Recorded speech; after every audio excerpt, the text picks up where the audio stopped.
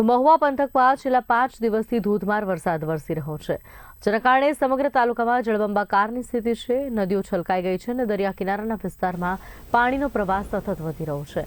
ખાસ કરી મહુવાના light house વિસ્તારમાં રહેતા બીપીએલ પરિવારો માટે પરિસ્થિતિ અત્યંત કઠિન બની છે। લાઇટ હાઉસ વિસ્તારમાં સરકાર દ્વારા બનાવવામાં આવેલ બીપીએલ મકાનમાં વરસાદી પાણી ભરાઈ ગયા છે। અનેક મકાનો અડધા પાણીમાં ગરકાવ થઈ ગયા છે, જેના કારણે રહીશો પોતાનો કિંમતી સામાન બચાવવા માટે સંઘર્ષ કરી રહ્યા છે।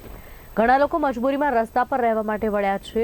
તો રહીશોએ જણાવ્યું કે સરકાર દ્વારા બીપીએલ મકાન તો આપવામાં આવ્યા, પરંતુ આ મકાનમાં પાણી ભરાઈ જાય ત્યારે બચાવ માટે કોઈ વ્યવસ્થા નથી।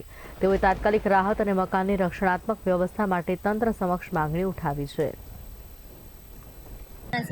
ને અમારા ઘરમાં પાણી આવી ગયું છે। અમે કેટલા દિવસથી આમના હેરાન થાય, અમારું સામાન ને બધું બરબાદ થઈ ગયું છે અને અમે એટલા દિવસથી હેરાન થાય છે। અમારા ઘરમાં પાણી આવી ગયું છે, યોગ્ય કોઈ અમારો નિકાલ કરતા નથી। અત્યારે અમે સરપંચની કોઈ આવું તો અમારે કોઈ કાંઈ બીપીએલ મકાનમાં કેટલા પાણી આવ્યું વરસાદનું ત્યારનું પાણી ભરેલું છે।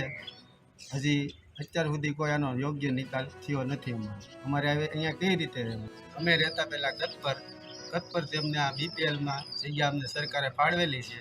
હજી કોઈ વસ્તુ અમને આમાં કાંઈ મળતું નથી।